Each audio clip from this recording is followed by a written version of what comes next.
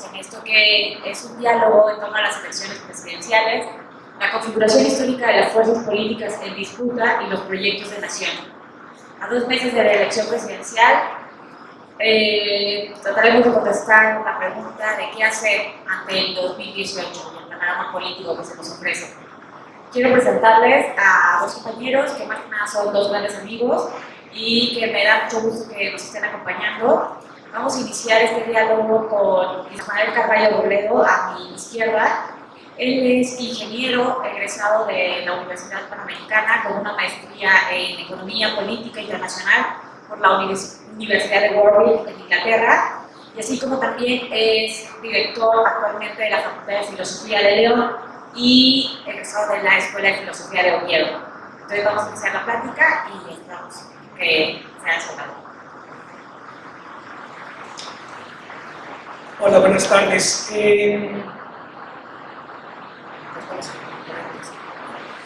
Bien, pues primero que todo señalar el hecho de que pues, el significado de este evento es muy importante para mí, de carácter desde una perspectiva personal, porque como dice Carla, estamos aquí 3 grandes amigos reunidos, y además pues se añade el hecho de que la gran amistad que tengo yo con Carla de Alba, que es una de las organizadoras de este evento, pues nace precisamente en el contexto del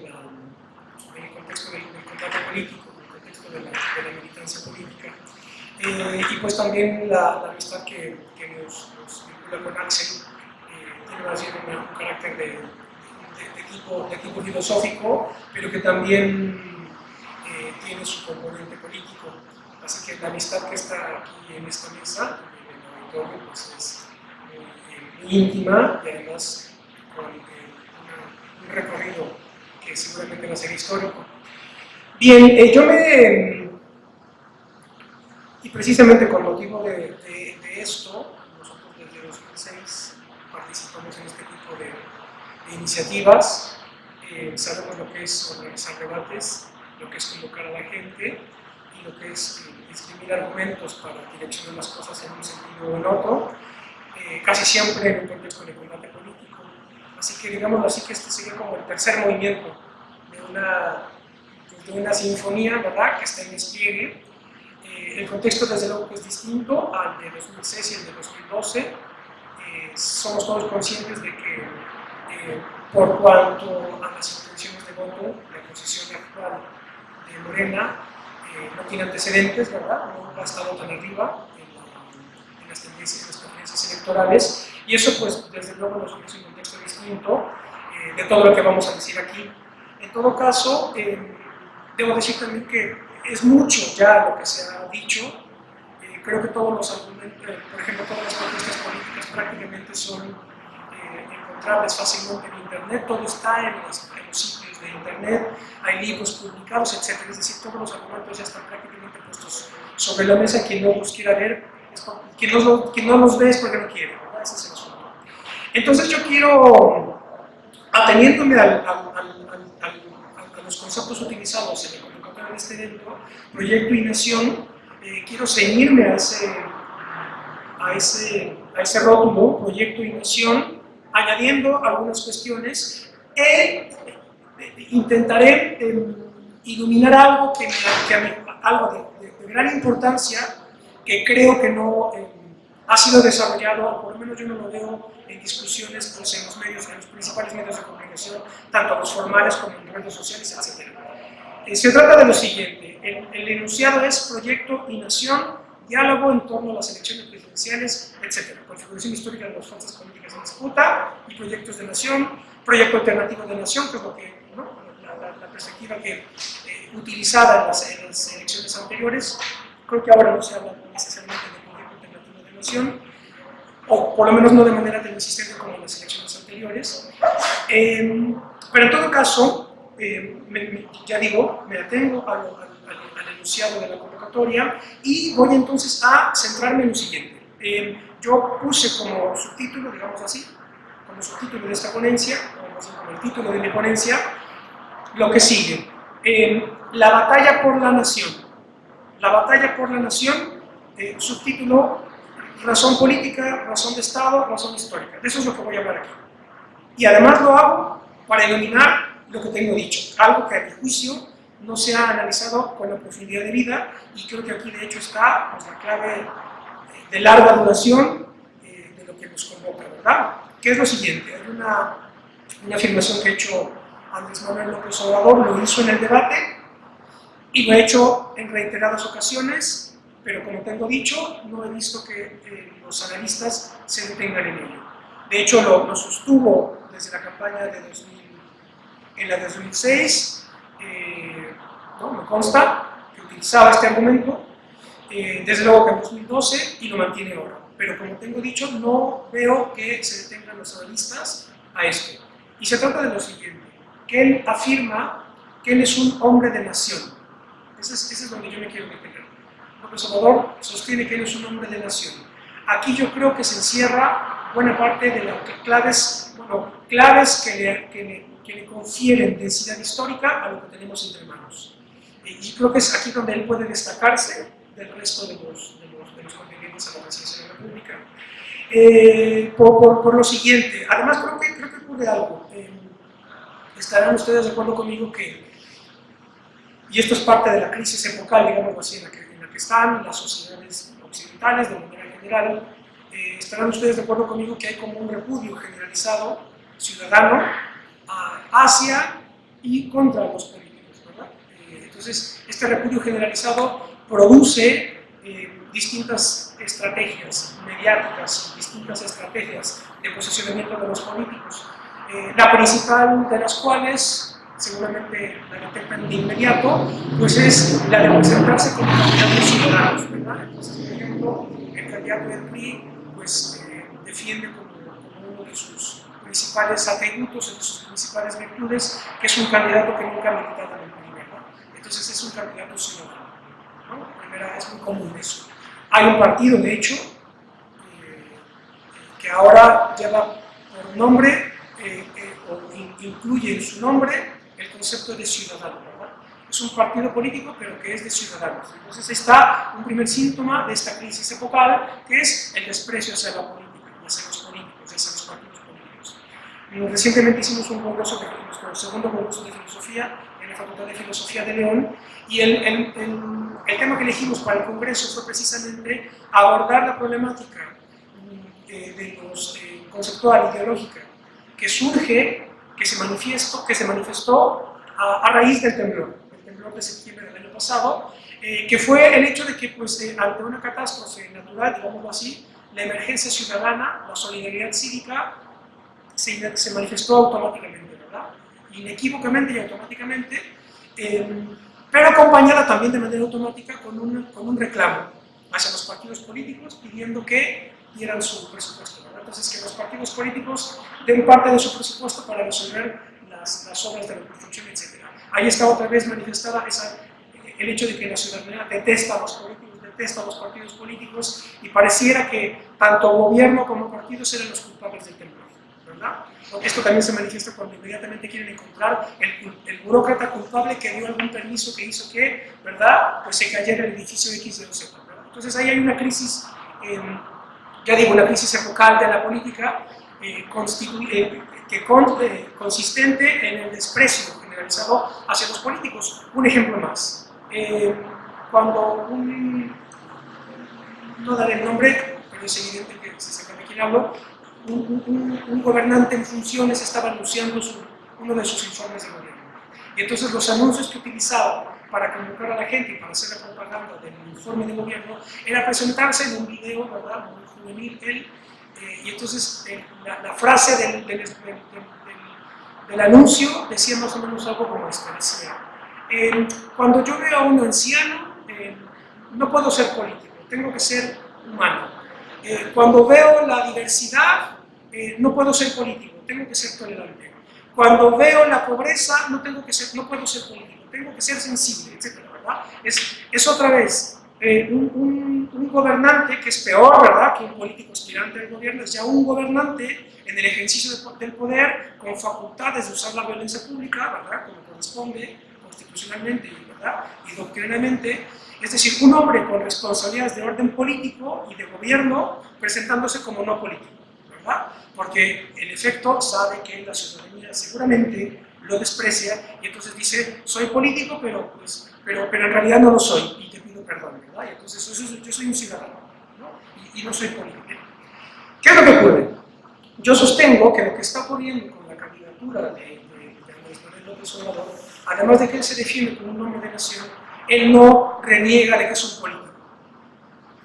No necesariamente lo afirma, ¿verdad? ¿No?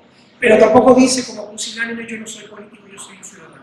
¿Sí? Entonces yo creo que aquí hay una tendencia histórica muy importante y que nos permite ver que él está entendiendo que es a través de la política, del ejercicio del poder político, de la autoridad política, ¿verdad? Como se tienen que reconstruir las cuestiones a una escala de Estado y por tanto a una escala histórica. Entonces yo creo que aquí está una rehabilitación de la política y además, como ya dije, como tengo anunciado, la reivindicación de la nación. Aquí estamos ante alguien que se presenta como un hombre de nación. ¿Qué significa eso? Desde luego que esto lo esgrime cuando normalmente se plantea que se tiene que tener la perspectiva del Estado, ¿verdad? Cuando dicen, aquí hay que tener altura de Estado, etc. Entonces él dice, no, yo soy hombre de nación. Entonces yo lo que quiero que explicar es qué significa ser un hombre de nación en el contexto dicho. Mi exposición tendrá tres bloques. Una de cuestiones generales, otra, seré breve desde luego, otra de cuestiones históricas y una tercera sección de cuestiones nacionales estatales. ¿Sí? Entonces aquí trataré de ofrecer un marco general que nos permite entender qué significado puede tener que alguien que aspira a la jefatura del Estado lo haga presentándose como un hombre de nación. Por cuanto a las cuestiones generales diré lo siguiente, y esto tiene que ver con el hecho de la rehabilitación de la política. Se trataría de responder dos preguntas fundamentales. ¿Qué es la política y cuál es el sentido de la política? En el contexto que les estoy explicando, ¿verdad? Es decir, ante el desprecio que se tiene de los políticos y la política, habría que responder entonces qué es la política y cuál es su sentido. En fin, hay muchas maneras de responder esto, etc. Yo aquí ofrezco una y espero que al final de mi charla se pueda encontrar cierta coherencia sistemática. Ese es el asunto. No es la única manera de responder. Pero yo lo haré del modo siguiente. A la pregunta ¿qué es la política? Yo diría que esto tiene que ver, la respuesta de qué es la política tiene que ver con el poder en la ciudad. Esta es la cuestión. El poder en la ciudad, desde luego en un sentido clásico. Es decir, que política tiene que ver con la configuración histórica de la ciudad, ¿verdad? Y ahí ya me salgo todas las explicaciones etimológicas, ¿verdad? Desde luego, ciudades polis, política remite a la ciudad, etc. ¿verdad? ¿Sí? Esto es importante cuando se quiere hacer la distinción entre sociedad civil y sociedad política como si estuvieran contrapuestas, cuando en realidad pues civitas es la traducción de polis, las dos remiten de la ciudad y entonces esa supuesta separación entre sociedad civil y sociedad política es falsa. En fin, pero bueno, ya me salto todo eso. Y entonces por eso digo, ¿qué es la política? No es servir a la ciudadanía. La política es todo lo que tiene que ver con el poder en la ciudad, ¿sí? No en el campo, en la ciudad, ¿sí? De esta cuestión, la política, como todo lo que tiene que ver con el poder en la ciudad, se desprenden dos conceptos fundamentales: la razón política y la razón de Estado, ¿sí? Entonces, ¿qué es la política? Es todo lo que gira en torno al poder en la ciudad, y de aquí se desprenden dos conceptos fundamentales: razón política y razón de Estado. ¿Cuál es el sentido de la política? Claro, aquí por eso ocurre, ¿verdad? Cuando se dice, primer cuestión que se puede desprender de aquí, cuando se dice, es que tú estás obsesionado con el poder. Planteamiento erróneo. Eso es la política. La política es el poder en la ciudad. Eso está en los clásicos, en fin, eso está en la tradición. Entonces, ese planteamiento es un reduccionismo vulgar subjetivo. Todo político está obsesionado por el poder porque de eso se trata la política. No es una ONG. Ese es el asunto. Por eso es importante esta definición. Entonces, pues como si Obama no estuviera obsesionado, como si Anaya, Meade, Margarita, todos están obsesionados. Pero además, la obsesión vuelve a ser una cuestión subjetiva. Entonces, con esta definición queda descartada, ¿verdad? El achaque subjetivo psicológico, a la luz de la cual, pues alguien está obsesionado con el poder. Todos lo están, ¿verdad? Porque entonces, si no están obsesionados con el poder, pues están haciendo otra cosa, no política, ¿sí? Primera cuestión. Entonces, con esta división trato de descartar o de disipar esa confusión en la que están permanentemente uno, duro y dale, ¿verdad? Como si el hecho de que Napoleón se redujera que era al que estaba obsesionado con el poder, ¿verdad?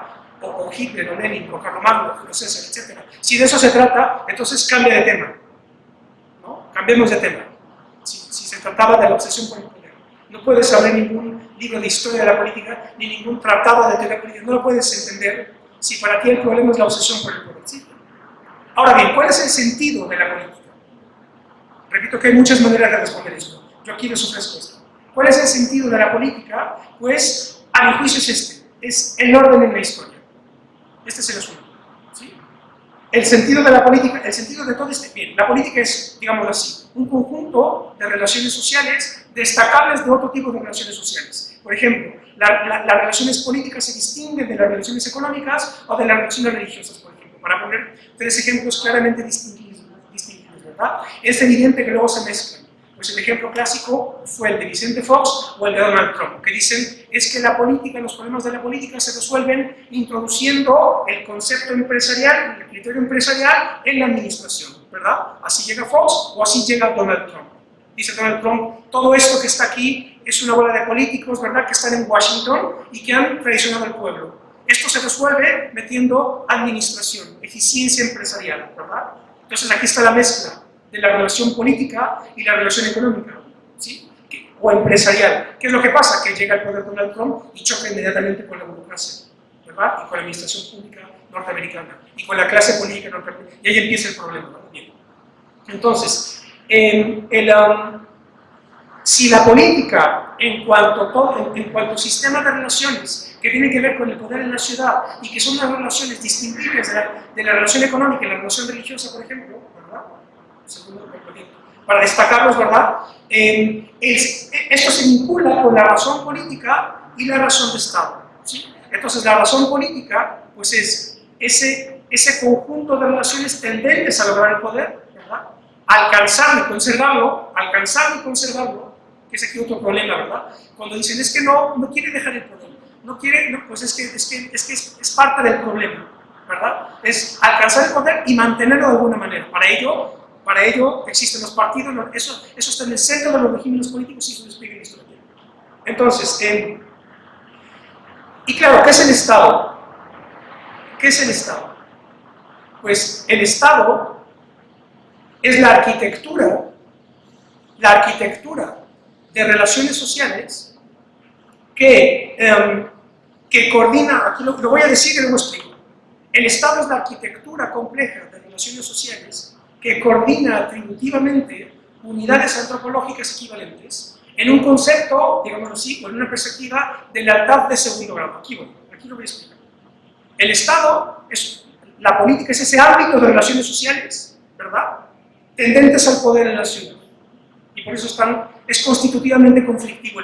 La política es constitutiva. Otro ejemplo, cuando dicen, es que tú te levantas, en fin, es una bobada, pero se dijo en el debate, no lo dije. Además no es nuevo. Que decían, es que los de izquierda no se levantan en sí, se levantan en no. Y esto alguien lo dijo en el debate. Pues error, todos los políticos, el conflicto es constitutivo, ¿verdad? ¿Sí? Es dialéctico, ¿sí? Y por eso es problemático. Ahora bien, el Estado es esta abstracción, digámoslo así, pero por decir abstracto no estoy diciendo que sea irreal, es esta arquitectura de relaciones sociales, ¿verdad?, que coordina atributivamente unidades antropológicas equivalentes en un sistema de lealtad de segundo grado. ¿Qué quiero decir? ¿Cuáles son esas unidades antropológicas equivalentes? ¿Cuáles serían? La familia, ¿sí? La familia es un sistema de reproducción social, desde luego, ¿verdad?, anudado en función de un esquema básico de lealtad, ¿sí? El Estado es el conjunto de relaciones complejas que desbordan a la familia y las incorporan. Entonces, una familia mexicana es distinta a una familia francesa, a una familia rusa, a una familia, ¿verdad?, pakistaní, etc. Es decir, son equivalentes a escala antropológica, aunque a lo mejor aquí tú puedes meter ya la distinción entre familia monógama y familia polígama, por ejemplo, ¿verdad? Pero bueno, en fin, este es otro debate, que no está lejano a los debates actuales, pero bueno, no me voy a meter por eso. Pero entonces una familia pues las familias mexicanas están incorporadas a una arquitectura institucional, ¿verdad?, fuera de la cual no tiene sentido, ¿sí? Es decir, la familia mexicana solamente, como en tanto que mexicana, ¿verdad?, ahí está coordinado en un Estado, y ese es el Estado. ¿Y cuál es ese sistema complejo de lealtad de segundo grado al que me estoy refiriendo? Pues que, por ejemplo, principalmente, cuando una familia, los hijos entran a un sistema educativo, los individuos de esa familia establecen relaciones, por ejemplo, de tipo jurídico o de tipo económico que salen ya de la familia, o de tipo moral principalmente, que eso es lo que se manifiesta con el servicio militar, ¿verdad? Entonces, los miembros de la familia salen de ella, hacen el servicio militar y entonces forman parte del ejército, ¿sí? Y entonces hay ya una lealtad que desborda a la familia, ¿verdad? Le envuelve, digamos así, y eso es el Estado, ¿verdad?, de manera abstracta, y esto se despliega después pues, en un control administrativo, un control de los recursos estratégicos, un control de la planta productiva, el ejército, etc. Todo lo que suele considerarse como instituciones fundamentales del Estado, ¿sí? ¿Y qué es la historia? ¿Sí? ¿Qué es la historia? Estoy explicando razón política, es política, Estado, historia, ¿sí? ¿Qué es la historia?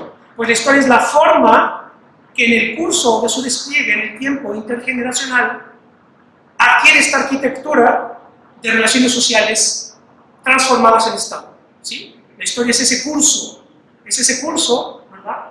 Y por eso, claro, se sostiene que el Estado es el sistema por excelencia de la historia. ¿Por qué? Pues porque es la figura que en el curso, en el despliegue intergeneracional, adquiere esta arquitectura de relaciones sociales, ¿sí?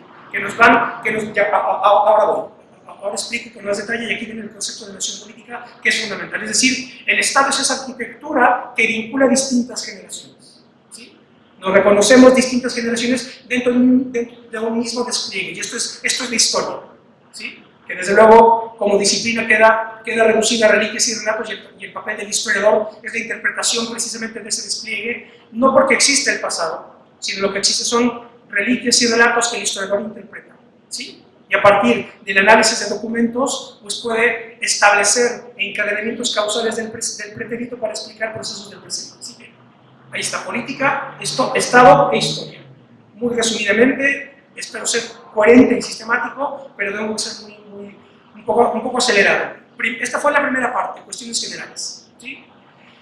Ahora bien, cuestiones generales, digamos así, que aparecen en cualquier momento histórico de la política. Si tú analizas, pues, Francia en el siglo XVII, por ejemplo, ¿verdad?, o Italia en tiempos de Maquiavelo, periodo novohispano, etc., aparece este tipo de cuestiones: política, Estado e historia.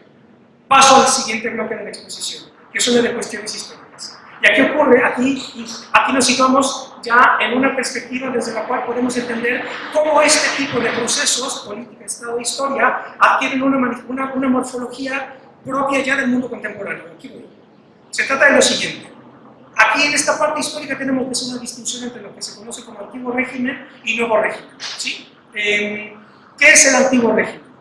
El antiguo régimen es el periodo histórico occidental, fundamentalmente.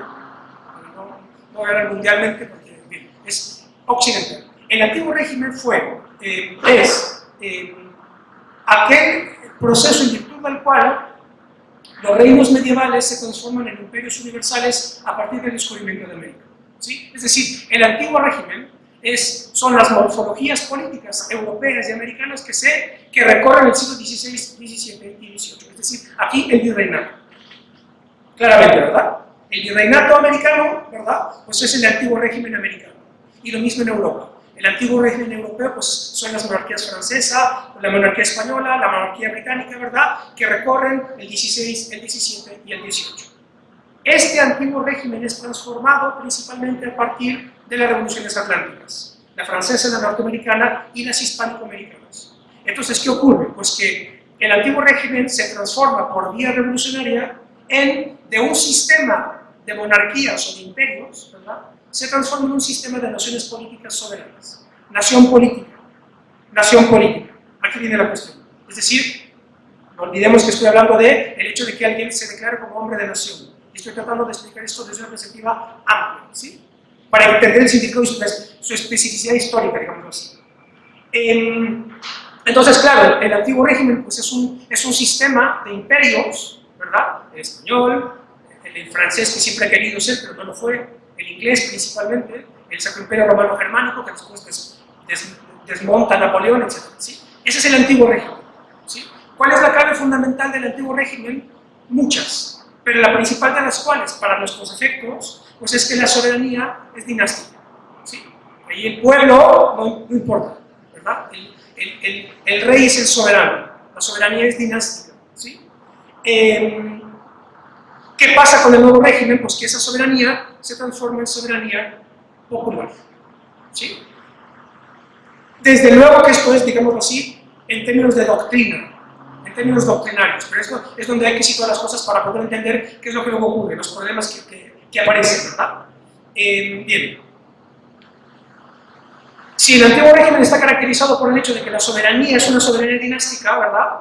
Y entonces, claro, la política, el Estado, la historia, esa relación adquiere una morfología determinada en ese periodo y otra muy distinta en el nuevo régimen, ¿verdad? Es lo que estoy tratando de explicar. Entonces, ¿cuál es la transformación ideológica, doctrinaria, que acontece en este tránsito del antiguo régimen al nuevo régimen? Para nuestros efectos, son muchos, ya digo, pero para nuestros efectos, el siguiente: que el súbdito pasa a ser ciudadano. Ese es el asunto. El súbdito pasa a ser ciudadano. Esa es la cuestión. Y entonces, claro, ¿qué es la ciudadanía? Bueno, entonces, voy aquí están mis notas. Entonces, ese tránsito del súbdito ciudadano es el tránsito del antiguo régimen al nuevo régimen. Entonces, si esas monarquías o esos imperios se transforman en naciones políticas soberanas, ¿qué es entonces una nación política? Pues es la fusión, la nación política, atención con eso, no me estoy perdiendo. Es que hay que ser un poco ampliar el esquema y luego vamos a irnos al presente. Porque claro, el asunto aquí es explicar qué es lo que ocurre con un candidato de esta naturaleza. ¿Por qué tiene ese arrastre y lleva 30 años en un proyecto? Ese es el asunto. ¿Sí? Y no se trata nada más de comparar propuestas. Como si se tratara de que te pusieran un PowerPoint de cada propuesta y dices, bueno, aquí voy a meterle números y la mejor, ya, por esa voto. Pues no es eso. Aquí hay otro tipo de proceso. Y el asunto es cómo lo podemos explicar. Y aquí es lo que estoy intentando hacer. A mi juicio, esto se explica por el hecho de ser hombre de nación. Esto, aquí muy bien. Entonces, ¿qué supone entonces la nación política? En el sentido dicho, pues la fusión del coraje civil y el coraje militar. El coraje civil y el coraje militar. Es decir que el ciudadano, la ciudadanía, no es otra cosa que el pueblo en armas. Ese es el asunto. ¿Por qué? Pues porque si doctrinariamente la soberanía se hace popular, entonces el pueblo la defiende, ¿verdad? Entonces, ¿qué es un ciudadano? ¿Alguien con derechos? No. ¿Alguien con derecho a la transparencia o la información? No. Un ciudadano es un hombre en armas, eso es históricamente y doctrinariamente, y es el mexicano al de guerra. ¿Verdad? No por nada decía, esto lo explica muy bien Carlos Marx, no puede ser de otra manera, cuando dice la ideología alemana, uno de los resultados históricos de Napoleón y las guerras que produjo es que transformó al buen bebedor de cerveza de las tabernas alemanas en un ciudadano histórico alemán. ¿Qué quiere decir con eso? Pues claro, que ese alemán que estaba en la taberna sin ninguna conciencia histórica, pues cuando llegan tropas francesas, adquiere la conciencia histórica alemana, ¿verdad? Y ahí está la idea del patriotismo. Entonces, ¿qué es el ciudadano histórico? Pues es el coraje patriótico. ¿Y qué es el coraje patriótico? Pues la sumatoria del coraje militar y el coraje civil. ¿Sí? Ese es el asunto. Es el mexicano es al grito de guerra, más usar, etc. Es así. Y no es ponerse cursi, no es ponerse cursi, está en el himno nacional que todos los lunes pues que eso luego ya está tan diluido en el que no nos damos cuenta del significado que tiene. Pero claro, la inadvertencia de eso es lo que luego impide entender qué es lo que ocurre a esta escala histórica, ¿verdad? Con candidatos o proyectos de esta naturaleza. Entonces, otra idea de Marx también, desarrollada por Lukács, es aquella según la cual que viene a estos efectos cuando dice Lukács que Napoleón, ¿verdad? Es decir, cuando digo Napoleón digo las revoluciones atlánticas, ¿verdad? ¿No? La norteamericana, la francesa y las hispanoamericanas. Esas revoluciones transformaron la historia en una experiencia de masas. ¿Qué significa esto? Pues que el hombre tiene que ya defender, el pueblo tiene que defender a la patria. Y eso no ocurría en el antiguo régimen. Los soldados estaban a sueldo de algún monarca, ¿verdad? Y defendían al rey, ¿verdad? O al jefe feudal. Pero cuando vienen las revoluciones atlánticas, las revoluciones que producen a las naciones políticas soberanas, entonces el pueblo tiene que defender a la patria. Y entonces por eso la historia se convierte en una experiencia de masas. Y entonces todo acontecimiento cotidiano tiene que estar incorporado en un despliegue general dramático. Ese es el asunto, dramático. ¿Sí? Entonces ahí las masas entran en la historia a través del ejército. Y esto después Andrés Molina Enrique lo explica de una manera genial, ¿verdad?, en los grandes problemas nacionales. Cuando explica, claro, el ejército es lo que fusiona todo. El pueblo se fusiona, la diferencia de clases se fusiona, se hace una en el ejército nacional. Y esto es un proceso muy complejo que recorre todo el siglo XIX y se consolida con Joaquín Amaro en la Revolución Mexicana.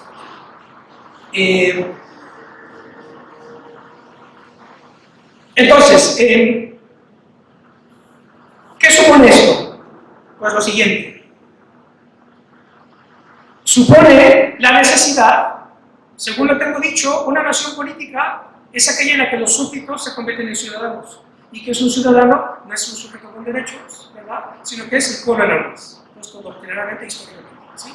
¿Y qué es el pueblo en armas? Pues aquel conjunto humano en donde el coraje civil y el coraje militar se hacen uno. ¿Sí? Bien. Esto supone entonces definir con precisión el concepto de pueblo y el concepto de nación política. ¿Sí? En función de la ciudadanía histórica. ¿Sí? Ese es el asunto. Pueblo y nación política. Entonces, ¿qué es el pueblo y qué es la nación política en este sentido, en este contexto? El pueblo es el conjunto de ciudadanos armados, vivos. El pueblo es el conjunto de ciudadanos armados, según se tiene dicho, vivos, es decir, en el presente, que intervienen en la vida política. Ese es el pueblo. ¿Y qué es la nación política? Si el pueblo son los que estamos vivos, armados en principio, ¿verdad? Y el servicio militar es un poco una burla, pero bueno, ese es el nuevo régimen. ¿Sí? Si el pueblo es el conjunto de ciudadanos vivos que intervienen en política, porque la soberanía radica en el pueblo, etc., entonces, ¿qué es la nación política? La nación política es el conjunto de ciudadanos armados antepasados, ¿sí? Es decir, los muertos, el pasado, los presentes y los futuros. Esa es la nación política. El pueblo son los que están vivos y la nación política es la que vincula a los pretéritos, al presente y a los que están por venir. Y ahí está ese despliegue histórico intergeneracional que, como tengo dicho, está articulado desde las instituciones del Estado, desde perspectivas de lealtad de segundo grado complejas. Solo que adquiere una morfología específica a partir de las revoluciones francesas, de las revoluciones atlánticas, cuando aparece el concepto de nación. Y esto aquí un dato histórico interesantísimo, que es el siguiente. ¿Cómo se explica, no sé si se sepa, cuál es la forma en la que se nombraba la República Romana en sentido clásico? La Roma antigua, ¿cuál es el acrónimo de la Roma antigua? SPQR. SPQR. Eso es como se refería en la Roma antigua, en la República, previo a la crisis de Julio César y luego el Imperio de Augusto, ¿verdad? La República Romana se llamaba SPQR. De hecho, sigue siendo el logo del Roma actual. Roma es SPQR. ¿Qué significa SPQR? Significa Senatus Populusque Romanus, el Senado y el pueblo romano. Eso era la República antigua, el Senado más el pueblo. No existía la idea de nación política tal como la entendemos ahora, ¿verdad? Entonces, de alguna manera, ese concepto de pueblo y nación política, de alguna manera, ajustando las cosas, sería esa manera de referirse a la sociedad política en su conjunto, ¿verdad? ¿Sí? Y entonces, claro, pues que el concepto de populista, en el sentido clásico, pues es aquella figura ¿verdad?, que se sitúa entre el Senado corrupto y el pueblo. Y eso es, pues, desde los Gracos, ¿verdad?, los tribunos de la plebe, o el propio Julio César. ¿Sí? ¿Qué hace Julio César cuando cuando triunfa y conquista las Galias? Pues dice, ahora vamos contra el Senado corrupto, ¿verdad? Y entonces entre el Senado y el pueblo está Julio César. Y entonces, claro, el primer populista de la historia, para que aquí se tome nota de esto, el primer populista de la historia se llama Julio César, con el antecedente de los Graco y de Mario, ¿verdad? ¿Cómo voy a más o menos? Ya voy a acabar, ¿eh? Bueno, sí, por ahí. Bien. Entonces, ¿qué es la nación política? Según se tiene dicho, pues no es otra cosa que la patria pretérita, la patria presente y la patria futura, ¿verdad? Los antepasados, los que estamos aquí y los que estarán en el futuro, ¿sí? Esa es la nación política, ¿sí? Bien. Y entonces, ¿qué es un nombre de nación? Todo esto es porque quiero explicar eso, ¿verdad? Espero estar siendo un poco claro. ¿Qué es un nombre de nación? Que es como comencé. ¿Por qué dice eso? Pues yo lo defino de esta manera. Un hombre de nación es un hombre político, en el sentido dicho, un hombre político que encarna, atención con esto, un hombre de nación es un hombre político que encarna dramática y apasionadamente a la nación política. No me estoy poniendo cursi ni nada, ahora explico por qué incluyo drama y pasión. No es tan fácil, pero claro, aquí hay que ser muy cuidadosos con esto, porque esto se utiliza, está constantemente en los medios, ¿verdad? Cuando aparece esta retórica, ¿verdad?, que busca, al parecer, modificar la percepción ciudadana, y entonces la gente no entiende que es este problema.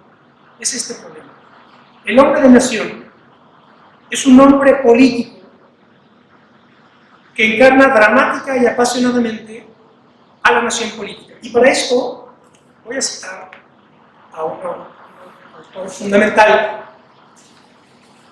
que es Antonio Gramsci, explicando El Príncipe de Maquiavelo.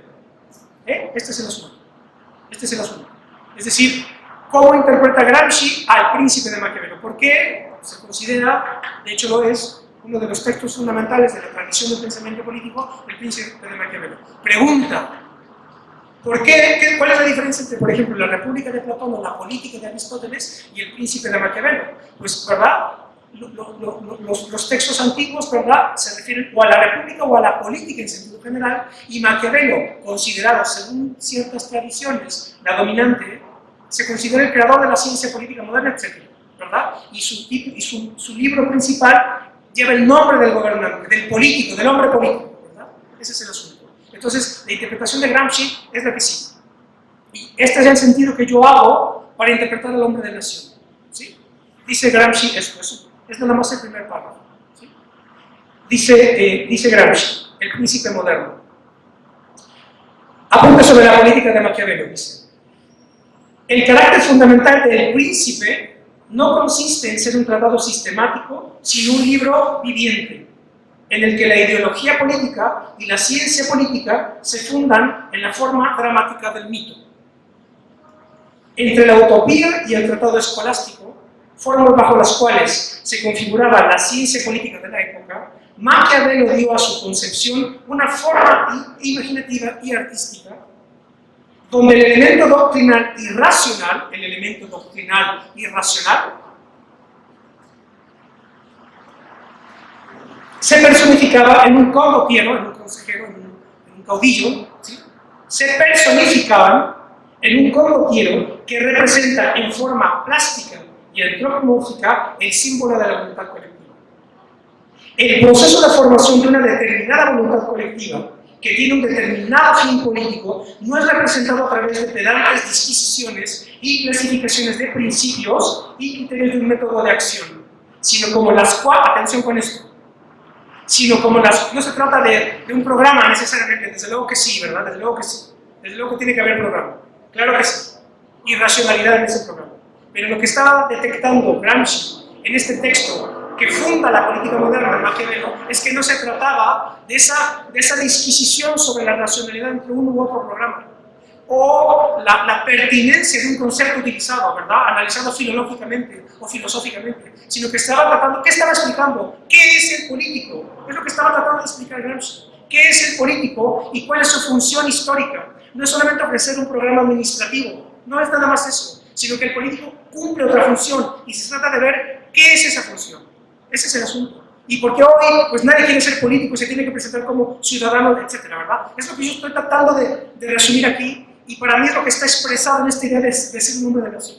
¿Sí? Entonces Gramsci, claro, Gramsci, pues por eso se suele decir, ¿verdad? Si Marx escribió El Capital, Gramsci escribió El Estado. Gramsci hace toda la anatomía, te explica, ¿verdad?, ese elemento de lo que es la acción política como tal, en estado puro, vamos a decirlo así.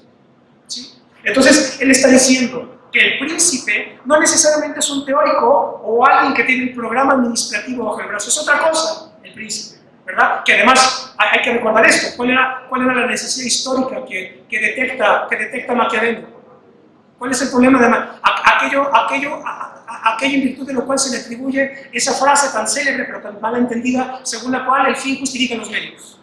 Y entonces, claro, cualquier mequetrefe cita a Maquiavelo para decir, claro, es que el fin justifica los medios, ¿verdad? Entonces, como yo lo que quería era la suplencia o la candidatura, ¿verdad?, pues ya lo logré y ya soy diputado porque soy maquiavélico. Pues no, el fin que perseguía Maquiavelo era la unidad nacional italiana, precisamente, ¿verdad? Y entonces ese fin es el que justifica todos los medios, no cualquier fin. Bien.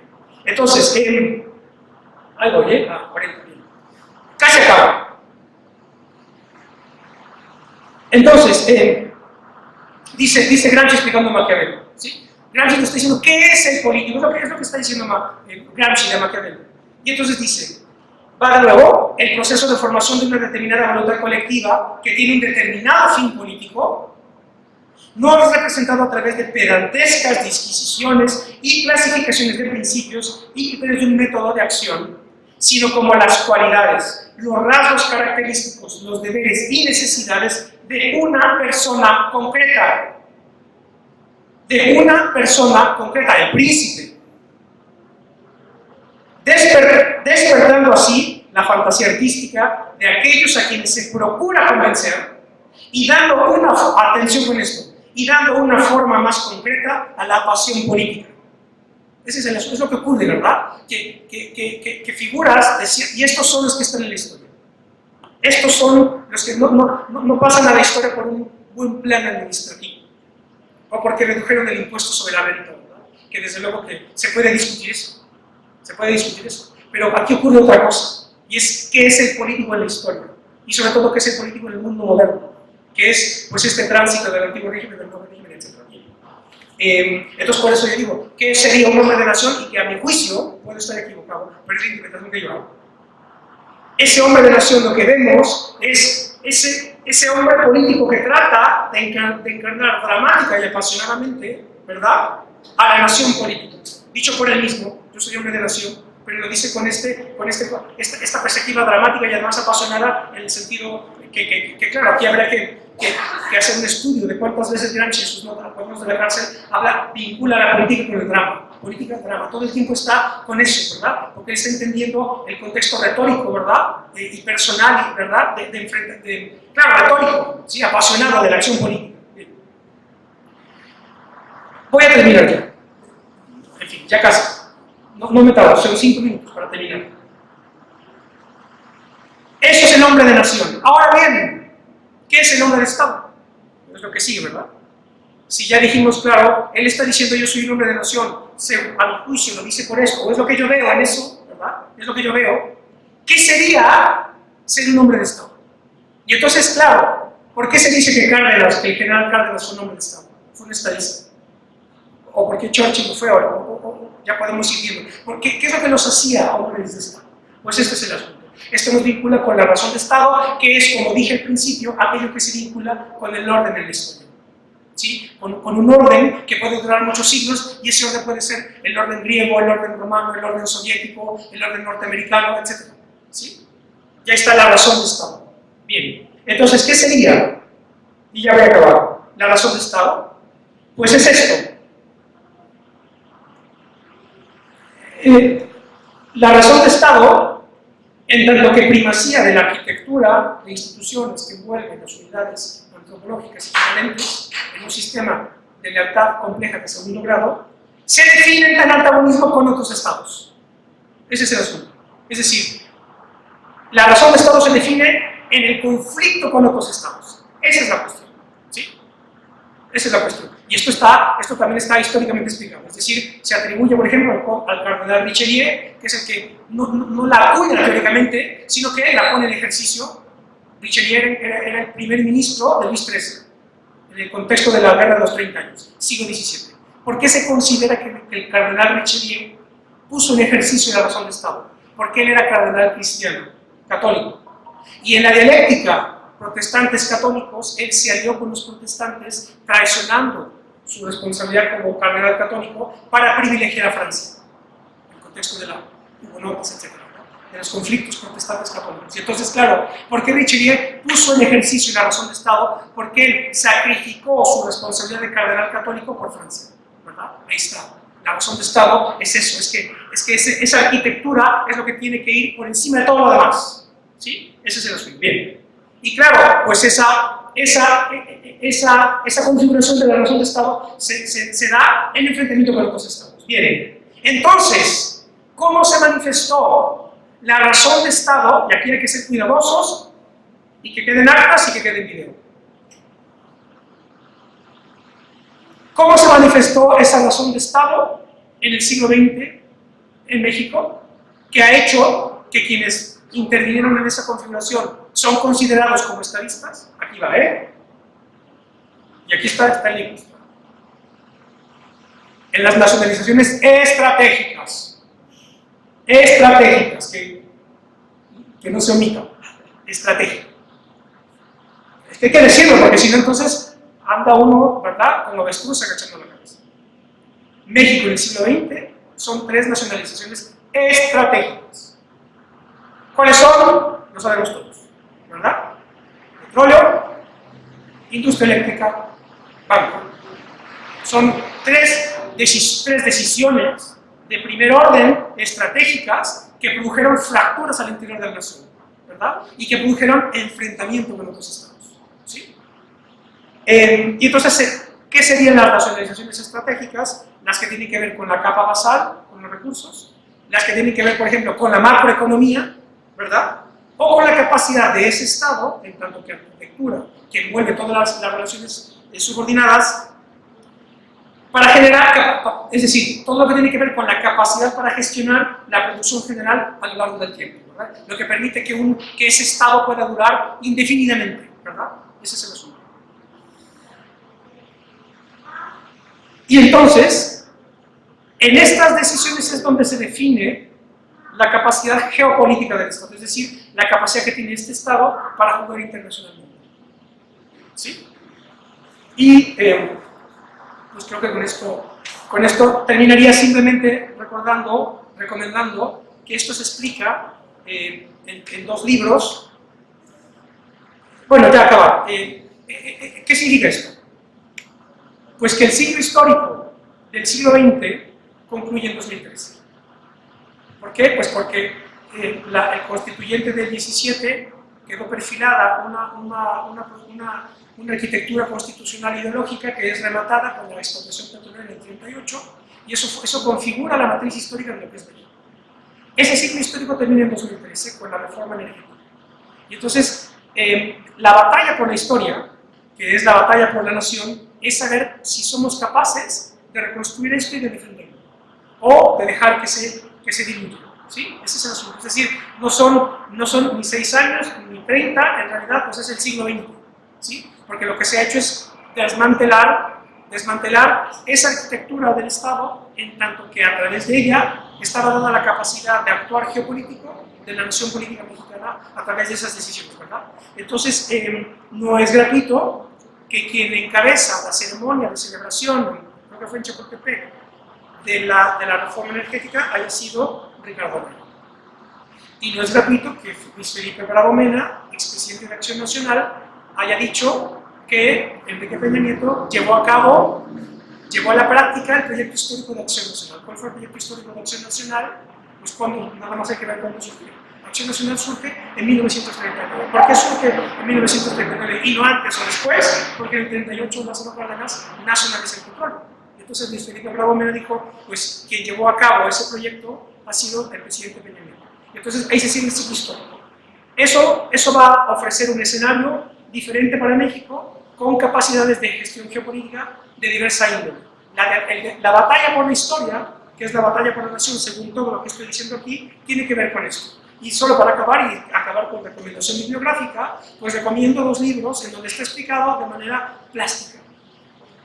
México, la disputa por la nación, de Rolando Cordero y Carlos Tello, de 1981, ¿sí?